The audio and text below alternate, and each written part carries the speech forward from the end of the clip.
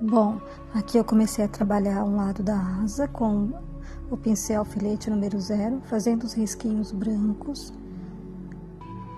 E agora eu vou do outro lado fazendo do mesmo jeito. É claro que não vai ser os mesmos riscos, vai ser aleatório, vou passando assim por dentro dos detalhes e deixando o risquinho tortinho. Então parece que uma asa fica exatamente igual a outra, mas na verdade não, porque os riscos não são exatamente na mesma posição. Mas como eles são tortinhos, então dá essa impressão que tá igual. Então é bem fácil de fazer, é um efeito que fica muito bacana. Você faz bem tortinho os risquinhos, como se tivesse tremendo assim a linha, e vai dar um efeito muito bonito. Se você ainda não viu como que eu cheguei até aqui nesse vídeo, como que eu fiz o começo, eu vou deixar o link na descrição do vídeo. Aqui eu começo a trabalhar também o corpinho dela, fazendo os detalhezinhos com o branco. Então, para fazer esse esboço, o desenho, eu mostrei no primeiro vídeo, na parte 1, vou deixar o link, como eu falei, para que vocês que perderam possam ver, né, como é que foi feito. E você pode copiar vários modelos da internet, do Google, né, fazer o desenho, depois colorir do seu jeito. Aí aqui eu vou colorir assim do meu gosto, né, então os detalhes vai de cada pessoa. Aqui, com o mesmo pincel fininho, número 0, eu faço as anteninhas com sépia. Essa cor que eu estou usando escura é um marrom bem escurinho, chama sépia.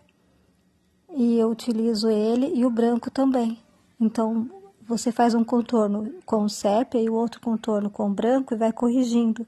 Então, fica fácil. Se você deixa um risco mais grosso, ou você conserta com branco ou com sépia, e também vai destacando, né? Fica um risquinho claro e outro escuro, e você vai consertando. Aqui, trabalhando dentro dos detalhes, que esse amarelo de fundo é da queima de tela. Então, é a primeira camada de tinta que a gente passa como base, né? Antes de pintar. E então, agora de fato é que eu tô preenchendo com amarelo mesmo e com vermelho alaranjado. E aí eu fiz esses detalhes das beiradinhas. E agora trabalhando o azul, é o azul hortênsia, um azul bem clarinho. Então eu começo a trabalhar com ele, para depois utilizar o azul ultramar, que é esse aqui mais escuro, para realçar. E nas pontas eu vou usar o azul cerúleo. Eu vou deixar o nome das cores na descrição do vídeo também. Esse azul aqui é outro tom de azul. Então, começou com o azul hortênsia, depois o azul ultramar e agora o azul cerúleo. E aí eu vou misturando. Como a tinta acrílica ela seca rápido, eu vou passar depois mais um pouquinho de azul hortênsia, que foi o primeiro azul, entre o azul cerúleo, que é esse segundo azul, esse terceiro azul aí de cima. Se a gente trabalha com a tinta óleo, aí já não precisa ficar colocando várias camadas assim, no sentido para misturar, porque já mistura mais facilmente. Se a gente quiser usar a glicerina ou médium para tinta acrílica, também vai retardar a secagem e vai dar para misturar mais facilmente. Mas aqui eu estou usando a tinta pura. Então, como eu não estou usando nenhum diluente, nenhum solvente, eu vou trabalhando tinta sobre tinta, para poder conseguir o efeito de misturar essas cores. Agora sim eu começo a conseguir esse efeito que eu falei, de ficar uma transição de uma cor para outra, um degradê. E assim eu vou fazendo aonde é necessário trabalhar o azul, aplicando 3 cores, né, de azul diferente. E o pincel que eu estou usando é um pincel de cerdas duras, porque eu utilizo ele como se fosse uma espátula. Eu vou aplicando, depositando a tinta em grande quantidade. Então, eu não vou misturando de um jeito que alisa e fica fina a camada. A camada fica bem espessa, né? Ela fica com bastante tinta. Então, olha só, como se fosse uma espátula aplicando a tinta. Então, o pincel de cerdas duras é muito bom para fazer esse efeito. Olha, agora eu vou espalhando aqui esse azul, colocando mais e espalhando, dando o efeito assim para poder parecer bem a tinta mesmo. E aqui ficam umas bolinhas, ficam as manchinhas. Essa parte que eu tinha feito de branco, eu vou apagando, vou colocando agora o sépia, que é esse marrom por cima, para poder tirar essa parte branca aqui, que ela não faz parte, não vai precisar desse branco nessa região. Então, a qualquer momento que você quiser trocar a cor por algum motivo e consertar, você pode colocar uma cor sobre a outra, porque a tinta acrílica ela vai secar rápido e você consegue dar o seu jeito de consertar. Aqui agora aplicando a cor violeta cobalto.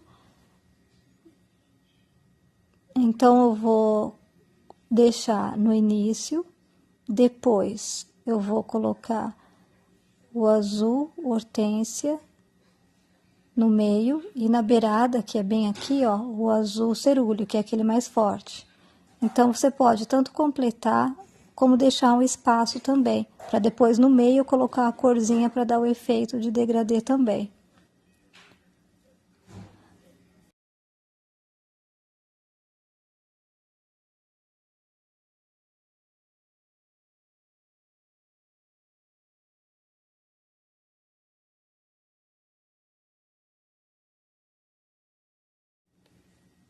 Agora sim, aplicando o azul hortênsia, que é esse azul mais suave, e aí vai misturando. Não totalmente, mistura onde está aqui o encontro das cores. Porque quando a gente somente aplica, ainda fica sem misturar. Então, ó, a gente vai misturando devagarinho aos poucos, até uma cor penetrar na outra e manchar levemente. Então, a gente tem esse efeito bem interessante. Deixa o meio sempre na cor natural ali, para poder não misturar completamente. Vai levemente com o pincel. Até você ver que ficou bacana. Se caso precisar aplicar mais um pouquinho de tinta, você aplica aonde você vê que precisa para melhorar. E assim eu vou fazendo esse efeito em todo o trabalho aqui nessa região.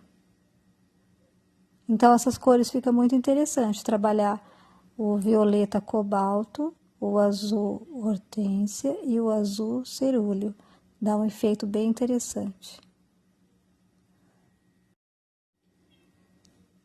Nas bordas das asas, quando a gente observa várias imagens de borboletas na natureza, a gente percebe que realmente elas têm como fosse uns desenhos também na beiradinha, né? Então, aqui eu começo a trabalhar esses detalhes com o pincel filete número 0, faço como se fosse uma letra U, como se fosse um Vzinho e um pinguinho no meio, e assim eu vou trabalhando esses detalhezinhos nessa região. Nessa parte ao redor, assim, eu vou dando a volta. E nas asas de baixo, eu não vou fazer os detalhes tão nítidos, vou deixar mais manchadinho, mais borradinho. E assim eu terminei esse trabalho. Demorou um pouco para fazer, porque eu parava, né, para fazer outras coisas, e às vezes eu ficava algumas horas fazendo, porque tem que corrigir a parte do desenho do meio, né, que às vezes borra, a gente vai e conserta de novo, mas vale a pena. Espero ter inspirado e, mais uma vez, ajudar para que você também possa desempenhar o seu trabalho.